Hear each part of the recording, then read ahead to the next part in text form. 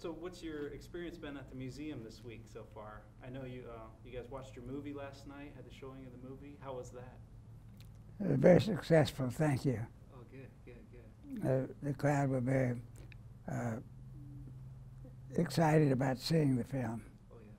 They sold out the tickets very quick because you're so popular, so that's really a neat thing. That's nice to hear, thank you. Yes, definitely. It's an honor for me to meet you. And I was telling my wife about you, and I showed her some of your stunt films from the past, and she was like, he defied physics, and I think you really did.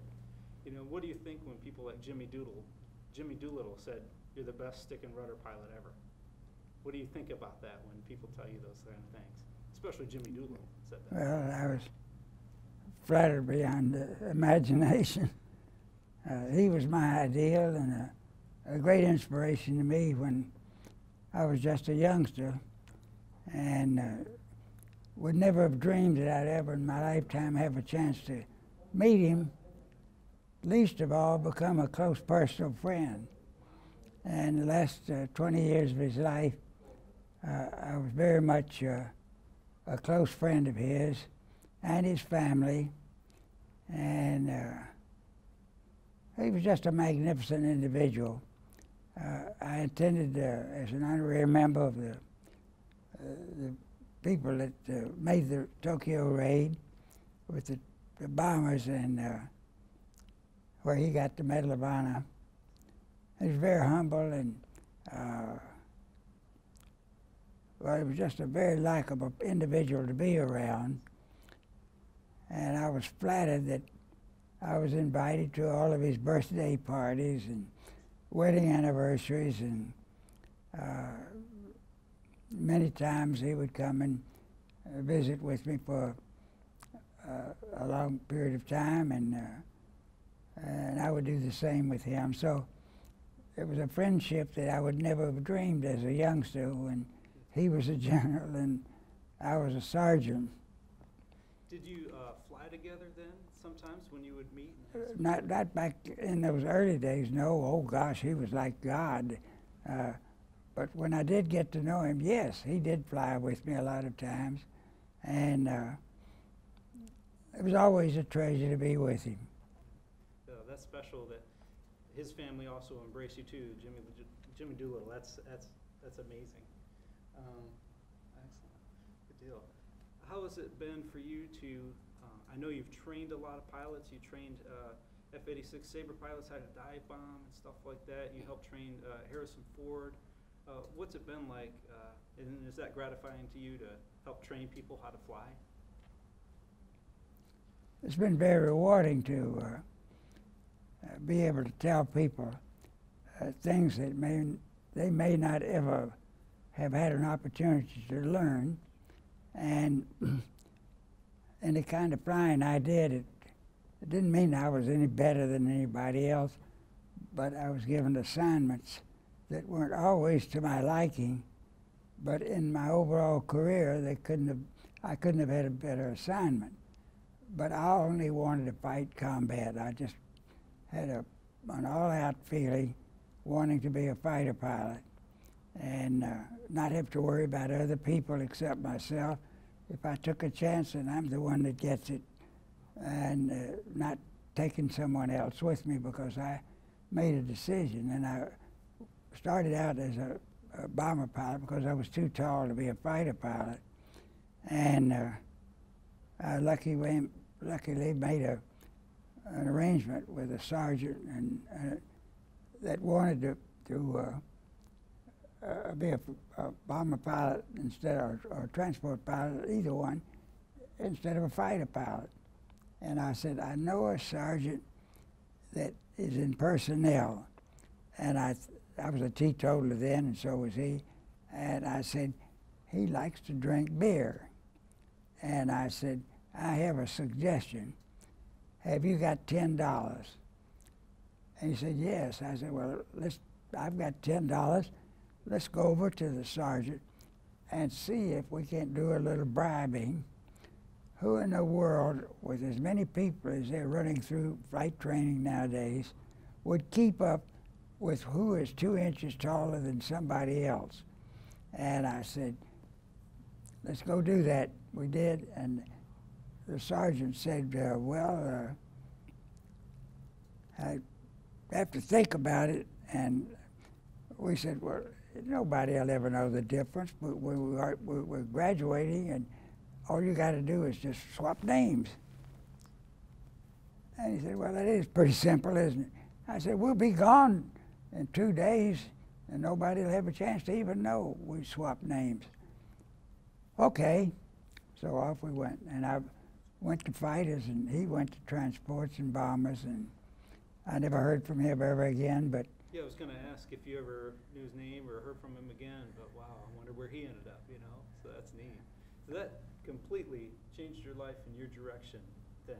oh, At that moment. What a blessing. well, I just didn't like to be responsible. If I flew bombers, I couldn't take the chances I'd take as a fighter pilot, and the risk against the enemy, or with people with me, and I have a malfunction or an emergency. I've got to worry about everybody else, not just me. I may save the airplane, but I can't afford to risk their lives because I'm willing to risk mine. And so that was the reason I really wanted to be a fighter pilot. I flew lots of bombers. I flew them all. And I didn't even have a co-pilot. I'd just get them and go and have a mechanic fit the switches that the co-pilot would hit, and I did it all by myself. And I did have to bail out crews because when in my test work, I had to test everything that was going into combat. And I was, and this was an assignment I didn't want because I wanted to get into combat. And they said, you got too much experience. And I ended up doing everything. But the bombers would come in for repair from battle damage. And when they were repaired and ready for combat again, I would have to fly the airplane, take the bombardiers and navigators and everybody, make sure everything in the whole airplane worked. And I had lots of emergencies. And I'd bail out the crew, and I'd land it by myself. And I did that a few times, but I was in the high-risk business, really high risk, because a lot of the airplanes, fighters, were being brought overseas on ships in crates, wooden crates, in the hold of the ship. And when they would get to North Africa, after I'd left England and came to Africa, my assignment was to do this type of work. And I'd been flying with the British because we had no airplanes in England when I got there. And it was an exciting job because there was, every day was an unknown. The airplanes were being assembled by indigenous labor, the Arabs, and we didn't speak Arabic and they didn't speak English. And you don't know what's underneath that cowling when they put them together out of crates. And the controls would be hooked up backwards. I could find all of those things out just by walking around the airplane. But what's underneath the cowling and in the fuselage, you can't take it apart because the airplanes were coming in so fast. And I was flying from sun up till sundown every day. And I would eat while they're putting fuel or turning an airplane around for me. But I was busy, and I hated every minute of it because I wanted combat. But when I look back on it now, I had every kind of an emergency you could think of, and it sticks with you. And so I never had to think about the what if this should happen or what if that happened. If I hadn't have been thinking all the time about that before it happened, I wouldn't be here because you don't have any time. You can't think about it. You've got to react. And so it taught me to react instantly. And I've been able to do that all my career and luckily stayed alive when others didn't make it. And I saved a lot of airplanes, and I lost a lot too. And that's the reason I'm so crippled up. I've been broken from head to toe. My back's been broken, and all my ribs and both legs, my feet, these fingers have all been bone sticking out. But the overall picture is I've been fortunate enough to survive. I've shared all of these things with so many people. And the reason I'm here tonight is because these are people of great heroic experiences. And I went around to the bases and gave them a demonstration of what you could and couldn't do with different new airplanes, fighter airplanes. And I would explain to them, if this happens, this is what you do. And things that they would never have known in the normal training processes. Like for instance, if you got to go down in the woods and you're going to have to go into the trees, where should you hit the trees if you had control of the airplane? You'd say, well, at the top of the trees, because it'd be flexing over. And that's great. It's a hell of a good thought. However, if you think about it, you've got trees that are about 50 feet high, and if you go into the top of them, it's going to slow you down on the impact, and it's going to fall to the ground. You're dead. If you go down, and you can do it, and it's not always possible, you find a clump of trees and you see two of them, you could get the nose in between if you're a single engine airplane. And you get the nose in between, you're going to go to a sudden stop. But the wings are going to come off and it's going to take that first impact, which would have killed you. And now you're still alive, and the airplane just drops on its gear, because just before you hit the trees, you want to make sure you've got the landing gear down and the flaps, so you'll hit the trees as slow as possible, even though you don't have an engine. Well, that's just one of many principles like that. And I've had more letters in my career of people saying, thank you for saving my life or my family or this or that. But I could go on for hours talking about the what-ifs. Sure. And I have spent my entire adult years telling people how to avoid the what-ifs and how to survive. And like Harrison Ford probably survived because of you. You know, you fly through that crash and you do those certain techniques. Yeah. Because I know you gave him training, and you know, what went through your mind when you heard he crashed and everything? Well, there's another one that a lot of people have been killed. You're over the mountainous terrain and you don't have any place to go, and you have canyons, and how are you going to survive that? If you parachute, they'll never find you if you're in a fighter.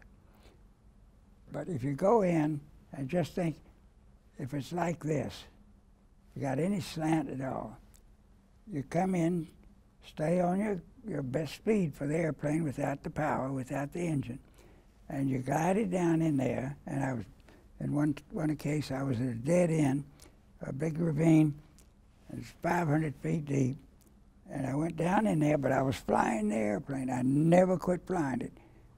And I got right down where last minute, I knew what I had to do.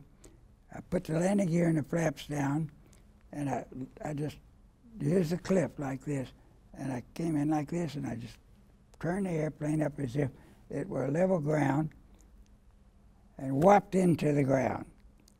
And in this one case, I had two passengers on board in this airplane, a co-pilot, somebody sitting in the co-pilot seat, and I had one person in the back. And when we hit the wall, the airplane slid forward, and the gear collapsed. Both engines came off. They were still attached to the airplane, but they dropped just like this. And the fuselage was wrinkled from the nose all the way back to the tail. Had big wrinkles. Instrument panel was down on my shins and the other fellow's shins. And that was the only injury, here on my shins and his shins. And we got out of the airplane. All of us could walk. And I had radio communications. A helicopter was there, airlifted us out, and we survived. That's Now, I passed that story along so many times. Don't give up and don't quit flying until it stops. And just recently, now, and this is just this last month, my dear friend was flying a World War II trainer, and he had an engine failure. Prop stop. He did everything to perfection, as I've just described it. He saw he couldn't get onto this golf course without hitting trees. And so he hit one tree, but he was flying that airplane. And when he hit the tree, he knew what he was doing. And he did everything just right. And after the tree, he kept flying it again because it was what was left of it. And he hit, and he just got out of the hospital the other day. And you know who I'm talking about. Harrison Ford. Harrison Ford. He's a great pilot. He's made more contributions to more people, extending the feeling of what aviation is really all about. And he's a magnificent human being. He's done so many benevolent things in saving people's lives. And, well, when we had any big storms, he uses his airplane to take doctors to and from and bring medication to people. He's just an outstanding individual and a very personal friend of mine. And I'm so glad to tell it, you know, and anybody else who sees this, that Harrison will be flying again. He's going to be laid up for quite a while, but he'll be back with us again. Did he call you and thank you? Did he No, I didn't. He didn't have to thank me. He already knew what to do. Sure. I just told him that no one could have done it any better. He did everything precisely the way it should have been done. No, he didn't. I had never talked with him about it, but he happened to think that quick about what he had to do, and he did everything to perfection. And I was pleased to let him know that I felt that way about it. That's great. That's great. I watched this one maneuver you did where you're flying the plane, and you touch down on one landing gear, roll the plane, and you touch down on the other landing gear, and then like take off. Where did you come up with those stunts like that? What came through your brain to like, let me try this, because it's never been done before, probably, Well, I had thought about doing that, did a lot of rolls on takeoff, and I thought, why couldn't I just do that? And of course, the ticket is you've got so much runway, and you couldn't do it on takeoff. You have to get up to airspeed, and then you do a roll, but you wouldn't have any runway left. And so what I would do is I'd take off and do a roll after the takeoff and go around and come back into the wind again, and I'd kiss the wheel, as you indicated, one of them, and then as soon as it touches, then pull it up and roll, and then put it on the other one, and I can stop it then. I've still got enough runway to stop. And I did that with a lot of different airplanes. It was just a thing to get people's attention. In an air show, I used to talk to the young pilots, and I'd say, you do a great job of flying, but we aren't here to see how close you can come to killing yourself. We're here to show people how well you can fly the airplane and what all the airplane will do. And I said, you don't have to put yourself into that degree of risk and still get attention from the public. And I said, to a lot of young pilots, I said, no one can see it other than the people in the front row unless you have bleachers. I said, they can't see over the other people. So being 3 feet off of the ground or 1 foot off of the ground, it doesn't matter.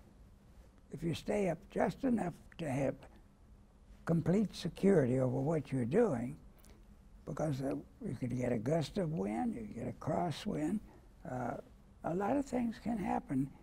They can make you think you've got a perfect situation, and it won't be when you do it.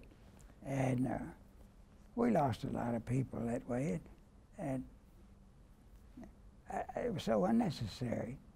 And so I started trying to be a professor to the young people, and I was the oldest one doing this, and everything. And then I would try to tell them if some new youngsters were at some event where I was flying and they were just newcomers in the aerobatics before the public. And that's the difference. A lot of people want to show off, and they do something they haven't practiced time and time again. And that's so essential about anything we do. You don't get to be a good golfer the first few times you hit a ball. You have to work at it, or a ball player, or whatever you want to be. And the same is true with flying. And I guess I've tried to inspire people to looking beyond their nose about what could happen to them and avoid those situations as much as possible. There's so many things. I could talk for hours about what you should do or could do. But I faced it all. And not because I wanted to, but because of the assignments I had. And I can only say, in looking back on it, it's the greatest thing that ever happened to me. But it wasn't what I wanted to do. I wanted one thing and one thing only: air-to-air combat. Excellent. Give me 1 sec here. Do you need a break? No, I'm fine, thank you. Water or anything? No, I'm fine. Water, because I know it's one of my shots. I was waiting for the music. Is there anything you hear, even the air handler, it come through on the mic, but that song definitely got that. So wait, I think there's one more song. Thank you very much. This is great. Yeah, we might talk about after all this. We'll maybe go back to the beginning when you know, maybe you were inspired as a child or a teenager growing up. You said Jimmy Doolittle was one of your idols, but maybe what after this song, maybe what inspired you to join the military? My inspiration. Yeah, and Gotcha. wait for that song. I've got a good story for you. Excellent. And then eventually, too, we'll talk about how you stole that plane to get out of captivity. That was the dumbest. I know you've told that one before, but dumbest thing I've ever done. You got away with it. It's amazing. But you know, probably nobody was shooting at you because they thought it was one of their own, maybe. You know. I'm sorry? They didn't shoot at you because they thought, you know, German pilot, probably, right? Well, that was the stupidity of it. I had no parachute, and I was in an enemy airplane, and I could hardly see out because I didn't have a seat cushion or a parachute, and I was like this looking out. And I didn't know where I was going, except I had a compass. And I knew I had to go west to get away from Germany. And I had to, if I went to the North Sea, I knew that the windmills were coming up in Holland, and they hated the Germans and had been occupied by them, but they were free by that time. Yeah, but can anyway, you go back a little bit, because I got some of that song in there. Yeah, can you talk about when you were in captivity and the situation? How did you come to steal that plane, and you know, what was that like? Let's go back to the first. Sure. What was we it? Go back to what inspired you when maybe you were a child, or This is important. Inspired you to fly, and then eventually join the military. Okay. Before I became a teenager, I had seen an airplane for the first time at perhaps 2,000 feet, and I watched it, and I thought, boy, wouldn't it be wonderful to be up there, and he's looking over the hills. He can see on the other side of the hill. And I thought, and he's not flopping his wings like this, like birds do. Because we had a big tree in my backyard where my family and I lived, and watch those little birds, boy, and their wings were just going like a house afire. And then one day I saw an eagle come in, and he just came in, landed on a limb with no wings flapping or anything.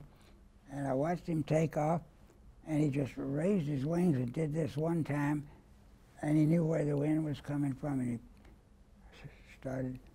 And the only thing he was wiggling was his feathers on the wingtips. And that's why this movie is called Flying the Feathered Edge. Well, that was my career of wanting to fly. And at 16, I had not even learned, my parents wouldn't let me drive the car, and they had an old Model T, and it was during the Depression years. Money was scarce. My dad worked 2 jobs to feed us, and I didn't even know what a depression was. Everybody had to work hard, and nobody had any money, it didn't seem to me. And at 16, I got a job in a grocery store. And I'd been cutting lawns and other things to get lunch money up till this point in time. But now I was making $2 for 16 hours in a grocery store, replenishing the shelves, taking care of the old food that it couldn't be, it wasn't fresh enough to sell. And so I took that, I got the $2 one day, and I said, I'm going to go get that first lesson in flying. So I rode my bicycle out to the airport. My parents didn't know it. And I got paid for the ride. And boy, I was excited that could be. As soon as the wheels came off the ground, I wanted to toss my cookies. I was deathly ill. And so the whole time I could hardly wait to get back because I didn't want to mess up the airplane. And so I just kept swallowing and gagging myself. And then when we landed, I got out and I ran into the weeds and just tossed my cookies. And I was just devastated because here I dreamed of this from a little kid building the models, you know, and then this was disaster to me. And I felt sorry for myself for, I guess, 2 or 3 weeks. And I thought, that's the only thing I've ever wanted to do. Some people want to be a policeman or run a train or whatever, be a fireman. But my desire was to fly in that airplane. And so I thought, if you really want to do something, figure out a way to overcome it. And so I thought, if I go up and I get sick often enough, I'll get used to being sick. Or maybe I'll get rid of this feeling. Well, I got ready to solo, and I still was running off out of the airplane every time I went up. And the instructor said on this last flight, he said, well, he said, we'll taxi back up to the end of the runway. And he did, I did, and he said, well, you're on your own. And I said, well, what do you mean? He said, you're going to fly the airplane by yourself? I said, but sir, I don't know how to fly. I said, I've been thinking about being sick every time I've been up with you, and I've just been doing what you told me to do, and I don't think I'm ready. He said, you just made 3 good landings. Get going. And he stepped out of the airplane, off I went. And I was terrified because I thought, oh, I'm so sick I can't. My sickness started calming down because I had to think about everything precisely, quit worried about how you feel.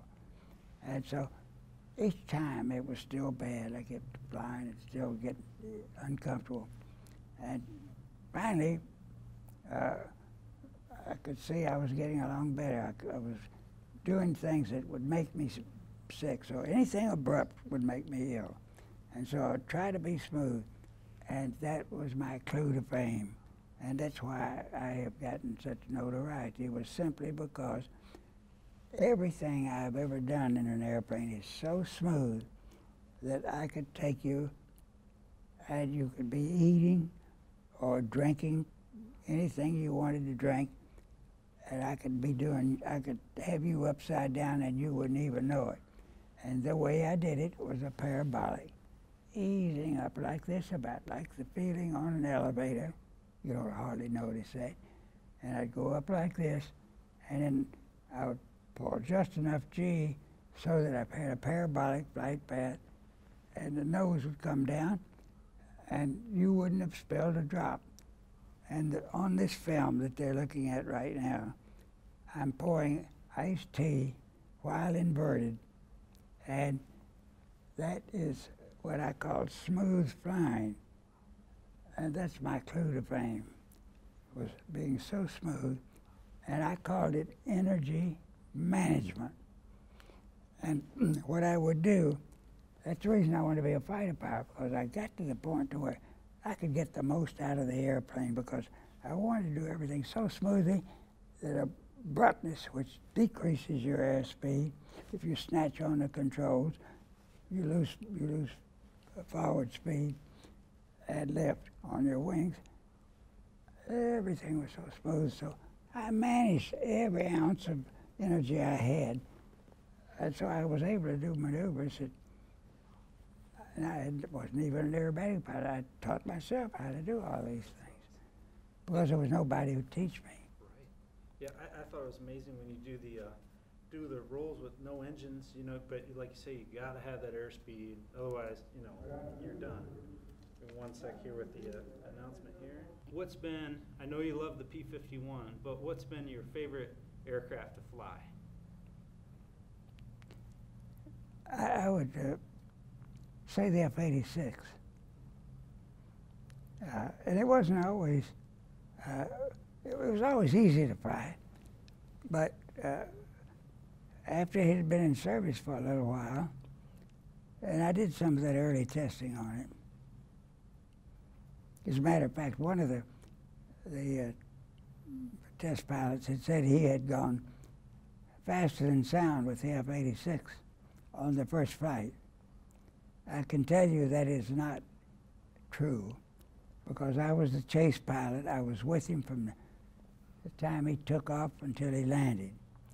And he had a gear problem, and he spent much of the time trying to make the landing gear come down. One gear would not lock. It was a nose gear, and he cycled it many times, and it had too much drag on the door, the gear door that closed up when it went into the wheel well. Was so much drag, and the strut and everything was attached to the strut, so that when the wheel came up, this flat plate covered the opening. So it was the door itself, so to speak. But it kept the airplane streamlined. And it would come down, but then when even if you just flew slow, it would come down to about here, this angle from here down to about here, but you knew it was going to fold when you landed. So he was told to belly it in, bring it in, belly it in. His first flight of the airplane. And I was an Air Force pilot talking to this company pilot, and I said, George, I said, if I were you, I'd put that gear handle down, and if you'd like me to give you some advice, I think we can save the airplane. And so the engineering department of the company called back on to him and said, George, remember who you work for. We're telling you we want you to belly the airplane. And it was the first time the airplane had ever flown. And so he set up and he came around to land, gear was up. I said, George, if you listen to me, I'll make you a hero. Put that gear handle down and let me talk you through the landing. I said, as soon as those wheels touch, hit the speed brakes, because that's going to pitch your nose up. And don't use any flaps. Hold it off, because the flap's going to pitch your nose down. Speed brakes want to pitch the nose up, so it would pitch down too. It was already up. The speed brakes pitched you up, and I wanted the nose to stay up because I wanted to get the air pressure off of the door on the nose gear. And I said, hold the stick back in your stick, keep it back there all the way. And I was right by him in another jet that we could keep up with him. And I was just perfect with him, 50 feet away, and I was looking at the gear, and I said, keep holding it up, your gear is beginning to move. And he kept holding it up, holding it up. I said, keep holding it up. He was beginning to relax on the back pressure, and he kept holding the nose up, and finally, as it slowed down and the pressure came off from the wind, as the speed came off on landing, the gear just came out like locked. And he did become a hero in the company for doing it. And I didn't get any credit for it. I was in the Air Force, but he claimed that he had gone faster than sound. He never got over 250 knots. Really? Wow. I was with him the whole time, and I was in another jet. And it was published in a book by another test pilot who wasn't even there or around. And he gave this guy credit for going faster than sound before Chuck Yeager. Well, I was on the program. I was the selected pilot long before Chuck. And Chuck Yeager was the first to break the speed of sound. I lost my position because I'd buzzed an airport for somebody, a friend of mine, and that's in the film too. And this new colonel took over the flight test, and he said after he'd been there, he got a letter that a P-80 had buzzed the Springfield airport, which is a few miles away from here. And he said, did you buzz that Springfield airport? I said, yes, sir, I did. And he said, young man, I know two things about you. You're honest, because there was only one jet that flew in the whole United States that day, and you were in it. But I know you're irresponsible. And so you're going to be the number 2 man on the X-1 program, and I'm going to find somebody else. Well, obviously I was destroyed, because I knew that would be a milestone like nothing else. And I had done all of the rest. We'd lost 2 pilots, and I was the 3rd one. And I went, my airplane was destroyed, but I survived it. And the other 2 were killed. And I'm sure that had a lot to do with my assignment to get the X-1 originally. And Chuck was just a maintenance officer. But the new colonel had been a maintenance officer and didn't know anything about flight testing. And so he decided, Chuck had, he was an ace, double ace, and had every reason for everybody to give him accolades, and he was good. He was really skilled, and I knew it. And I had been in dogfights with him, and when I didn't even know who he was, and we came back after one fight. He was in a jet, and I was in a P-38, and he couldn't shoot me down, and I couldn't shoot him down. Theoretically, the way you do it to practice combat.